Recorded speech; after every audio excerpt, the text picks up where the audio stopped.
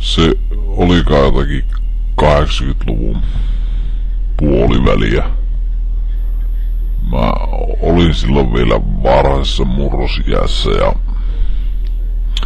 mä jollakin tapaa ehkä etin itseäni.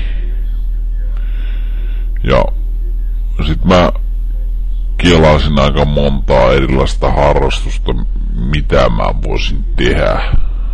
Ja sit kerran mä näin, kun mun isä ja äiti harrasti sitä. Tai ne itseasiassa ne teki sitä aika paljonkin.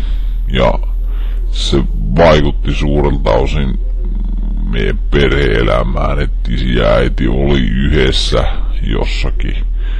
Ja sitten tosiaan tuli, ja kun ne tuli kotiin, ne suroi pakkaset täyteen jotain. Ja sit mä niinku tajusin, että ne niinku keräs niitä marjoja, ja yhtenä iltana mä vaan sitten yllätin mun vanhemmat yhdessä, että ne tosiaan olohuoneen lattialle niinku paisko mustikoita pitkin lattioita. Et kai se oli joku varhaisvaihe tosta harrastuksesta, mikä mutkin sitten nieli mukaansa myöhemmin.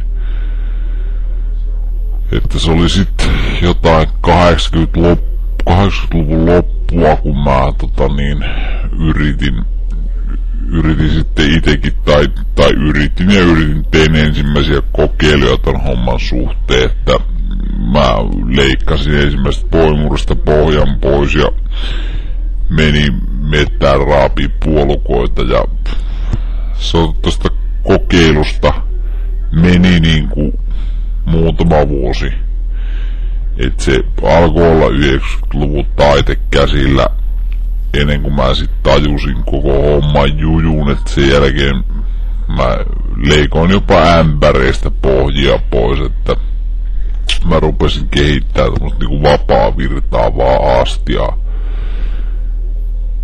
Sanotaan, että sen jälkeen niinku paluuta ei tähän ollut, että 90-luvun alussa mä aloin sitten harjoittelemaan aika rankasti, että otin aika monenlaista treeniä ja sitten siihen punttisalitreeniä ja muuta, ja koitin niinku kasvaa sekä ihmisenä että niinku kretsauksen harrastajana.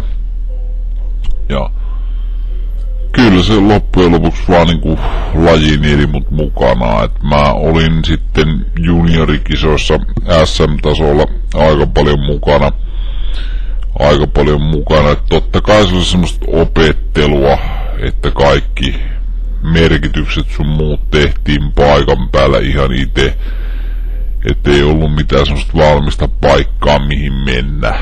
Et nykyäänhän junioreille on paljon niinku tämmösiä harrasteiltoja, missä ne voi niinku lähteä treenaamaan ja muuta, että sanotaan, että kyllä se niinku rankkaa työtä oli, että se on tossa 90-luvun lopulla mä olin niinku todella huipulla, että Euroopan mestaruuskisoja, maailmanmestaruuskisoja hyvässä porukassa, kun SKL oli voimissaan, niin käytiin läpi, ja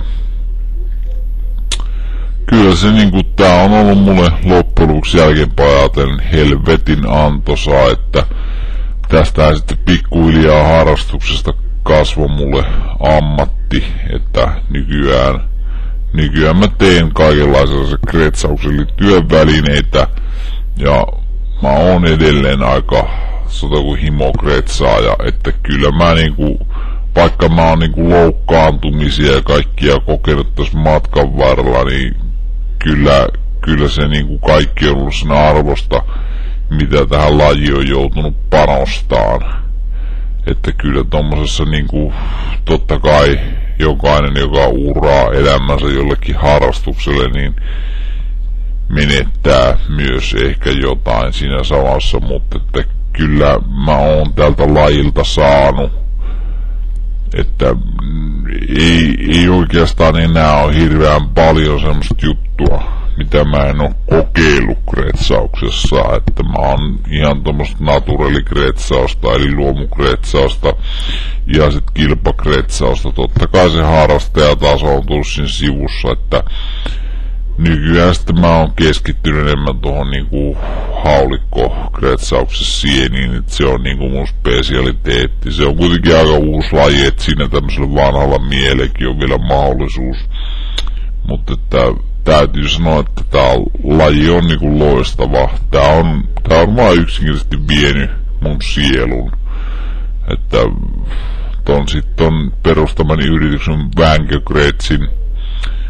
Vänkö-Kretsin mukana, niin tää on sitten saanut taas niinku uutta pontta. Ja mä oon löytänyt sitten sitä kautta tapani vaikuttaa tulevaisuuteen, että kyllä toivon, että tää laji yleistyy vielä lujemmin ja ihmiset uskaltaa puhua siitä, että kyllä täytyy sanoa, että kretsaus on ihanaa.